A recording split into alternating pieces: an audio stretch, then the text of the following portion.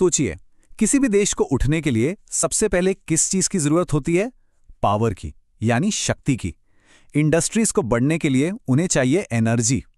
और जब 1 अरब सपने उड़ान भरने को तैयार हों, तो किसी को तो ईंधन का फ्लो बनाए रखना ही पड़ता है।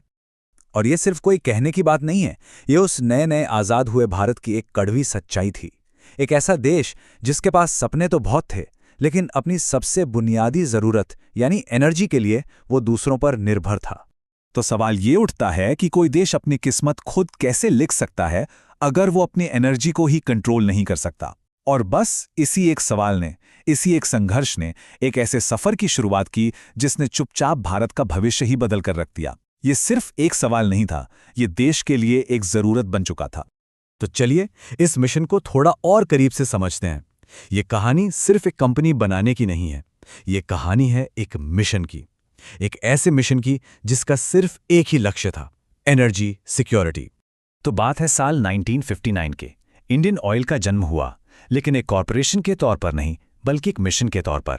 एक ऐसा मिशन जिसका मकसद था भारत के लिए एनर्जी सिक्योरिटी बनाना, ताकि ये देश अपने पैरों पर मजबूती से खड़ा हो सके और अपनी कहानी खुद लिख सके। लेकिन देखिए, मिशन तो कागज पर होता है, उसे हकीकत में बदलने के लिए जमीन पर उतरना पड़ता है। और ये काम आसान नहीं था। ये एक नए मॉडर्न भारत के लिए बिल्कुल जीरो से एक पूरा इंफ्रास्ट्रक्चर खड़ा करने जैसा था। तो शुरुआती साल कुछ ऐसे थे। 1959 में इंडियन ऑयल का जन्म हुआ। फिर 1964 में एक बड़ा मर्जर हुआ और बनी IOCL यानी इंडियन ऑयल कॉरपोरेशन लिमिटेड। इसने रिफाइनिंग और डिस्ट्रीब्यूशन दोनों को एक साथ ला दिया। और फिर 60 और 70 के दशक में देश की पहली रिफाइनरियों पे काम शुरू हुआ। और यह बिल्कुल भी आसान नहीं था। चुनौतियां देखिए क्या थीं। इतना बड़ा देश, पहले से मौजूद इंफ्रास्ट्रक्चर लगभग जीरो और करोड़ों लोगों की उम्मीदों का बोझ।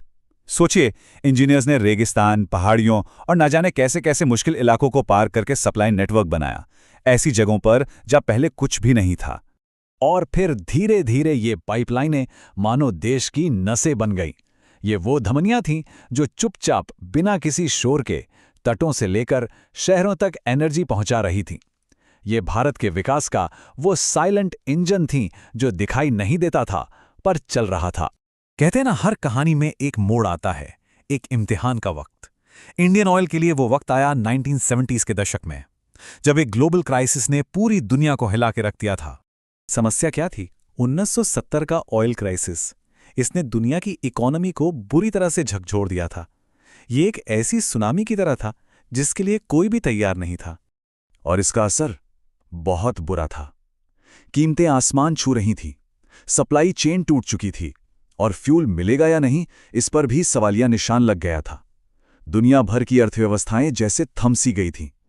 और भारत के लिए ये एक बहुत बड़ा संकट था। लेकिन यहीं पर इंडियन ऑयल ने अपना असली रोल निभाया। वो सिर्फ एक कंपनी नहीं, बल्कि देश के लिए एक शील्ड, एक ढाल बन गई। उस मुश्किल दौर में इंडियन ऑयल ने सप्लाई को स्टेबल रखा और देश को इस ग्लोबल तूफान से बचाया। यहीं पर उसने साबित किया कि वो कितनी जरूरी है। अब इस संकट से निकलने के बाद कहानी का फोकस बदल गया। अब बात सिर्फ बड़ी बड़ी इंडस्ट्रीज की नहीं थी, अब बात आम लोगों की जिंदगी की थी।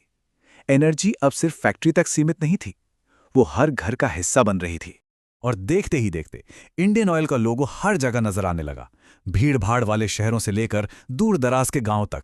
ये सिर्फ एक ब्रांड नहीं था, ये भरोसे का सिंबल बन गया था, एक तरह का वादा कि एनर्जी की सप्लाई कभी नहीं रुकेगी।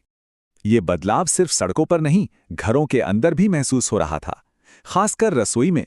जब LPG घर घर पहुंची तो उसने लाखों परिवारों के लिए खाना पकाने का तरीका ही बदल दिया।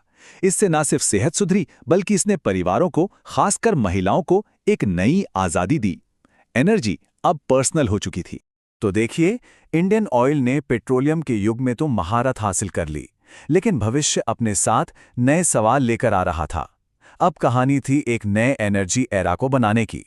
और सबसे बड़ा सवाल यही था, क्या तेल का जमाना खत्म हो रहा है या फिर ये बस अपना रूप बदल रहा है? ये एक ऐसा सवाल था जो सिर्फ कंपनी के लिए नहीं, बल्कि पूरे देश के भविष्य के लिए बहुत अहम था। और इंडियन ऑयल ने चुना बदलाव का रास्ता। पहले जहां सारा फोकस सिर्फ पेट्रोल डीजल पर था, वहीं अब जोर एक मल्टी एनर्जी पोर्टफोलियो बनाने पर है। मतलब एक ऐसा पोर्टफोलियो जो आने वाले कल के लिए पूरी तरह तैयार हो। और ये नया फोकस साफ दिखता है। ग्रीन हाइड्रोजन पर रिसर्च हो रही है, जो एनर्जी की दुनिया बदल सकता है। बायोफ्यूल्स और इथेनॉल ब्लेंडिंग पर काम हो रहा है। जगह जगह इलेक्ट्रिक गाड़ियों के लिए चार्जिंग स्टेशन लग रहे हैं। और तो और एआई और डिजिटल टेक्नोलॉजी का इस्तेमाल करके ऑपरेशंस को और बेहतर बनाया जा रहा है। साफ है, ये अब सिर्फ एक तेल कंपनी नहीं रही। तो अगर इस पूरे सफर को देखें तो ये अनिश्चितता से आत्मनिर्भरता तक का सफर है। दूसरों पर निर्भर रहने से लेकर दुनिया में लीडर बनने तक का सफर। एक तरह से इंडियन ऑयल की कहानी खुद भारत की कहानी जैसी ही है। और यही बात हमें एक आखिरी सवाल पर ले आती है।